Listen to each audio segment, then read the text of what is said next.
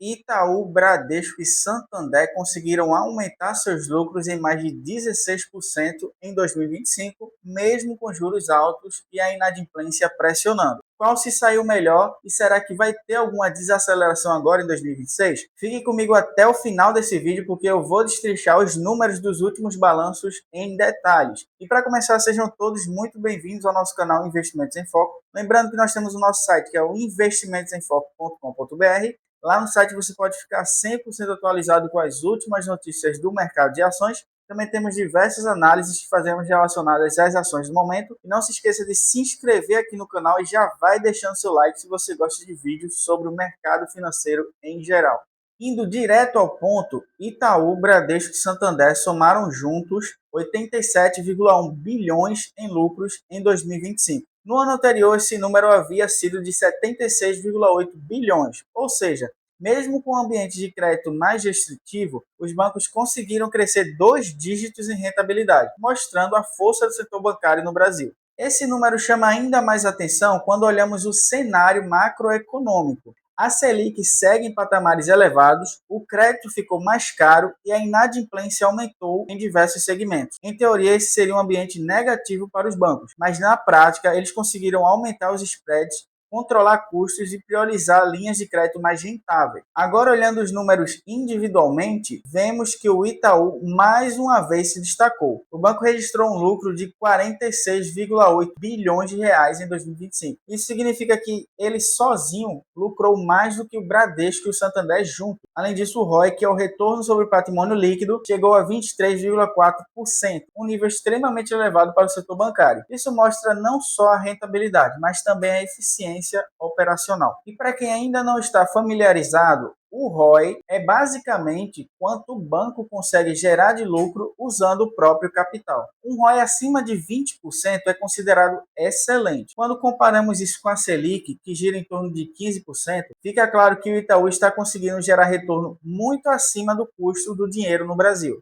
Enquanto isso, o Bradesco foi o banco que apresentou o maior crescimento percentual entre os três. O lucro chegou à casa dos 24,6 bilhões de reais, com alta de aproximadamente 26% em relação a 2024. Isso mostra que o banco está em um processo claro de recuperação depois de alguns anos mais difíceis. O ROI subiu de 11,7% para 14,8%, o que indica que o Bradesco está conseguindo melhorar sua eficiência, reduzir custos e melhorar a qualidade da carteira de crédito. Mas, apesar disso, o mercado ainda mantém certa cautela com o Bradesco, principalmente por causa do nível mais elevado de inadimplência em comparação com os seus concorrentes. E agora falando do Santander, que também apresentou crescimento no acumulado do ano, mas em ritmo mais moderado. O lucro foi de 15,6 bilhões, com alta de aproximadamente 12,6%. A rentabilidade ficou praticamente estável, com ROI de 17,6%. Os analistas, no entanto, demonstram certa preocupação com a qualidade dos ativos com o avanço da inadimplência. E falando em inadimplência, esse é um dos pontos mais importantes para analisar a saúde dos bancos. Entre os grandes bancos, o Itaú foi o único que conseguiu reduzir a taxa de inadimplência acima de 90 dias ao longo de 2025, caindo de 2% para 1,9%.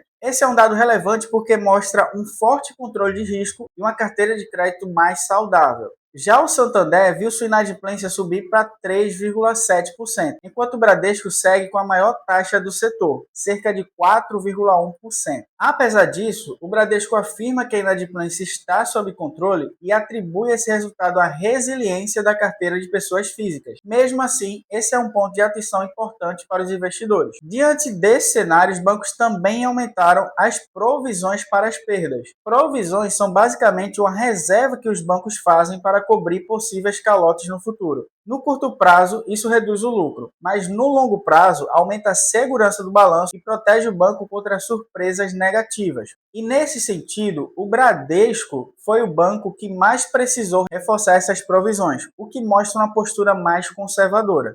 Outro ponto relevante é o comportamento da carteira de crédito. Mesmo com juros altos e maior cautela, a carteira de crédito continuou crescendo, puxada por segmentos considerados menos arriscados, como crédito consignado, grandes empresas e clientes com melhor perfil de risco. Isso ajuda a explicar como os bancos conseguiram manter o crescimento dos lucros, mesmo em um ambiente mais restritivo. Para nós investidores, esses números reforçam porque os bancos continuam sendo protagonistas na Bolsa Brasileira. Lucros elevados, geração de caixa e potencial de dividendos seguem sendo atrativos. Porém, o mercado já começa a olhar para 2026 com mais cautela, principalmente se a economia desacelerar e a inadimplência continuar subindo. Por isso, acompanhar os próximos balanços será fundamental para entender se esse ritmo de crescimento é sustentável ou se estamos próximos de um pico de lucratividade. E de forma bem resumida, podemos dizer que o Itaú segue como líder absoluto, o Bradesco mostra sinais claros de recuperação e o Santander mantém a sua estabilidade, mas com alguns alertas no radar. Cada banco tem um perfil diferente e isso impacta diretamente o tipo de investidor que pode se interessar por cada papel.